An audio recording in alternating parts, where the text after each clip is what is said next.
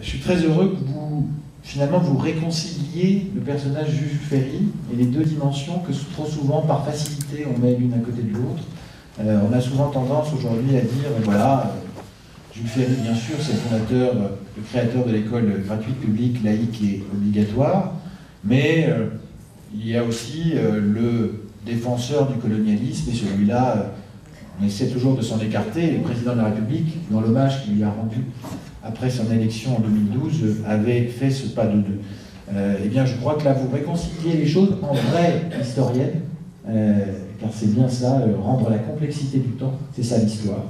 Et donc, vous réconciliez les choses et vous faites de l'histoire et pas de la mémoire, comme on le fait trop souvent à propos de Jules Ferry. Donc, bienvenue à vous et merci déjà d'être là.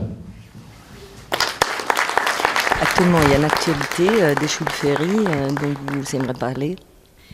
Il y a toujours une actualité de Jules Ferry dans la mesure où chaque fois que l'école en France vit une crise, ce qui est d'ailleurs assez chronique, on évoque la mémoire de Jules Ferry, son enseignement, comme un remède aux maux de la société et aux fractures de la société française. Et ces remèdes nous posent au fond une question, est-ce que ces remèdes valent encore pour la société d'aujourd'hui? Est-ce que nous avons encore quelque chose à prendre de la leçon de Jules Ferry? Et ça, c'est une réponse très compliquée parce qu'évidemment, nous ne vivons plus du tout dans le monde de Jules Ferry qui a légiféré pour une société qui était une société encore statistiquement rurale et puis qui était une société où il n'y avait pas encore une crise de l'autorité et où, en particulier, les normes scolaires étaient soutenues par les familles elles-mêmes et par les normes sociales globales. Alors qu'aujourd'hui, on ne peut pas dire que ce soit le cas, que par exemple la punition ou la sanction infligée à un élève dans ces années-là recevait l'assentiment des parents et valait souvent double punition.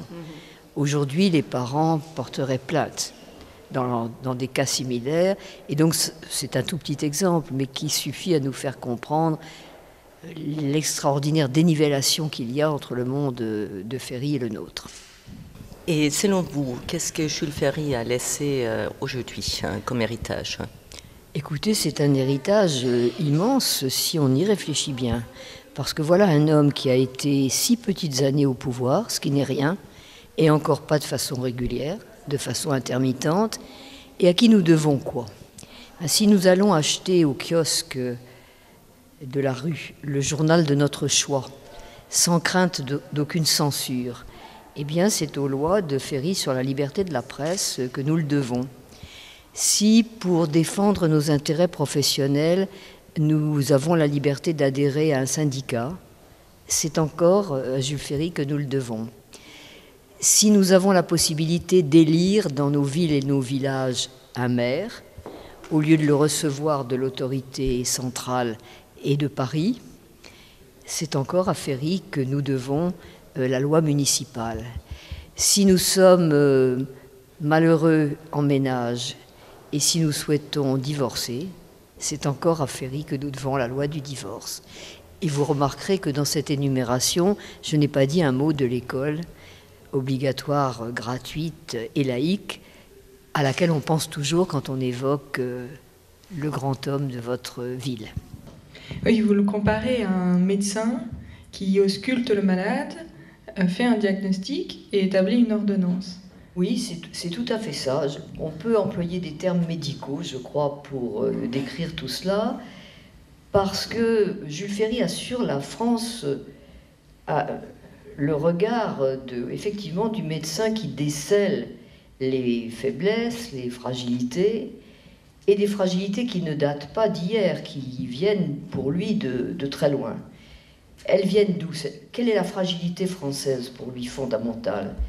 C'est que la France est un pays inflammable, à la fois, c'est bizarre du reste, à la fois assez inerte et très inflammable.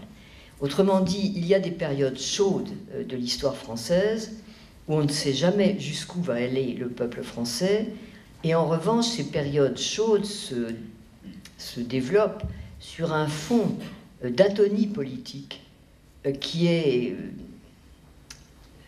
elle aussi, quelque chose de redoutable